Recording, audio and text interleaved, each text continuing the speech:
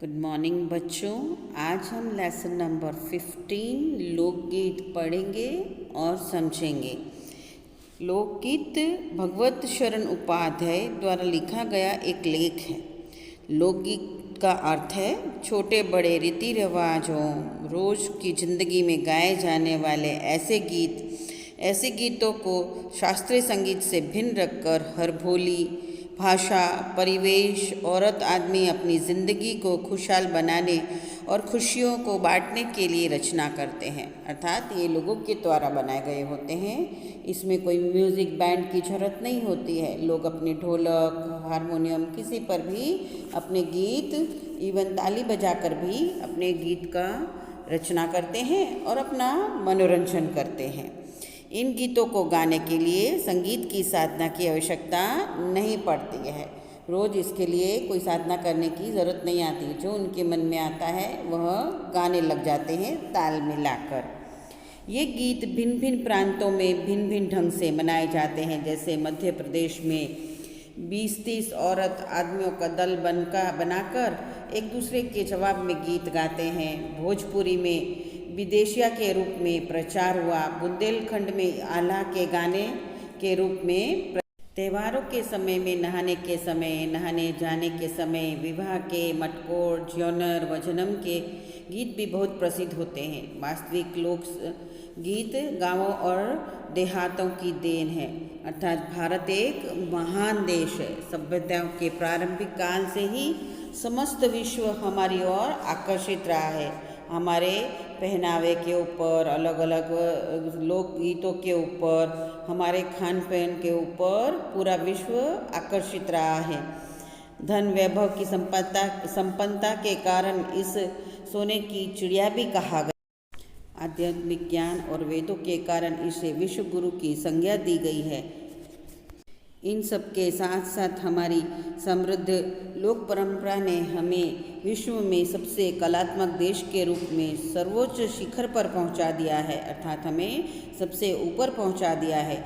इस परंपरा को समृद्ध करने में लोकगीतों का महत्वपूर्ण स्थान है, जिनका वर्णन प्रस्तुत पाठ में किया गया है। तो अब बच्चों हम पेज नंबर 95 लेसन नंबर 15 का पढ़ेंगे और समझेंगे।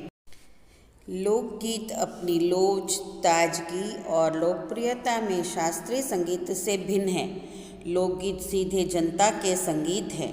अर्थात यह अपनी ताजगी यानी इसके अंदर इतना ताज़ापन होता है कि हमें सुनने में अच्छा लगता है और ये शास्त्रीय संगीत से बिल्कुल अलग है। इसका संपर्क किससे है बच्चों? सीधा जनता से है।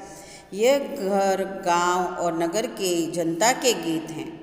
इनके लिए साधना की ज़रूरत नहीं होती है। इन गीतों गाने के लिए बच्चों रोज़ प्रैक्टिस करने की ज़रूरत नहीं होती है। जब आपका मन खुश होता है, आपके मन में उमंग होते हैं तो गीत अपने आप बनने लग जाते हैं। त्योहारों और विशेष अवसरों पर ये गीत गाए जाते हैं। सदा से ये गीत गाए जाते रहे हैं और इनके रचने वाले भी अधिकतर गांव के लोग ही होते हैं। जैसे बच्चों आजकल तो बड़े बड़े क्लासेस चलती हैं। AR रहमान की क्लासेस चलती हैं, बड़े बड़े म्यूजिशियंस की क्लासेस चलती हैं। ऐसे इनकी कभी क्लासेस नहीं चली हैं। ये लोग अपने आप ही बनाते हैं। स्त्रियों ने भी इनकी रचना में विशेष भाग लिया है। यानी सभी स्त्रियां यानी लेडीज़ भी अपने आप बहुत से लोक संगीतों की रचना करती हैं। ये गीत बाजों की मदद के बिना ही या साधारण ढोलक झांझ करताल बांसुरी आदि की मदद से गाए जाते हैं। जैसा कि मैंने आपको पहले भी बताया था कि इसके लिए कोई बड़ा म्यूजिशियन बैंड की ज़रूरत नहीं होती। आजकल तो आप देखते होंगे टीवी में मोबाइल में कि कितने अलग अलग तरह के इंस्ट्रूमेंट निकल गए, पर ये तो बिल्कुल लोकगीत है, लोगों के द्वारा गाए गए गीत है। ये तो साधारण ढोलक झांझ करताल बांसुरी इन पर ही बनाए जाते हैं। एक समय था जब शास्त्रीय संगीत के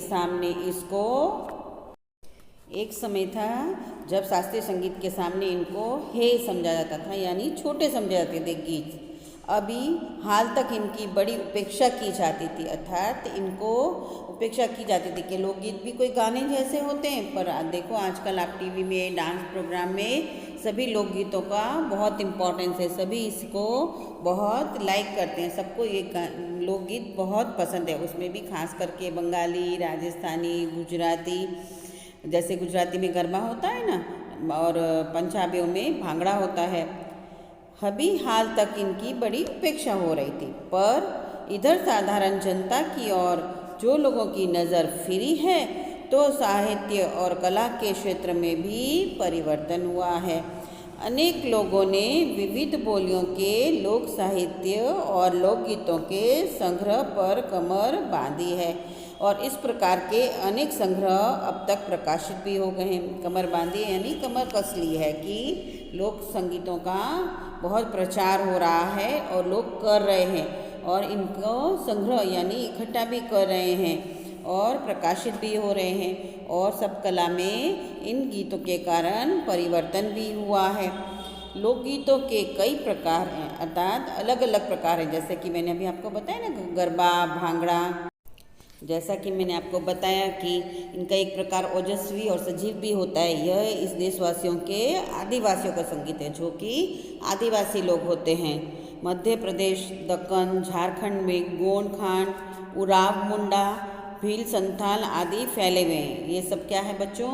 आदिवासी जातियां हैं, जिनमें आज भी जीवन नियमों की जकड़ में बंध ना सका और निर्द्वंद लहराता है, यानी अपने वो जीवन की जो नियम है उनमें नहीं बंधे हैं, नहीं जकड़े गए हैं और स्वच्छंदतापूर्वक रह, जैसे कि लोग पहले जंगलों में रहते थे ना, वो आदिवासी ही कहलाते थे। वैसे ही ये इन आदिवासियों को आजकल की जीवन प्रणाली, जीवन के नियमों ने नहीं जकड़ा है, नहीं बांधा है।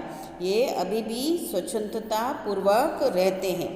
इनके गीत और नाच अधिकतर साथ साथ और बड़े बड़े दलों में गाए और नाचे जाते हैं, अर्थात ये लोग अभी भी बहुत बड़े बड़े दलों में, दल यानी बच्चों ग्रुपों में, बड़े बड़े ग्रुपों में इकट्ठे होते हैं, नाचते हैं, गाते हैं और खूब अपना मनोरंजन करते हैं। 20-20, 30-30 लोग इकट्ठे हो जाते हैं और साथ में नाचते गाते हैं। तो बच्चों, आज मैंने आपको लेसन नंबर 15 का पेज नंबर 95 समझा दिया है। इसे पढ़िएगा और समझिएगा। अगर कुछ भी ना समझ में आए तो मुझे पूछ लीजिएगा।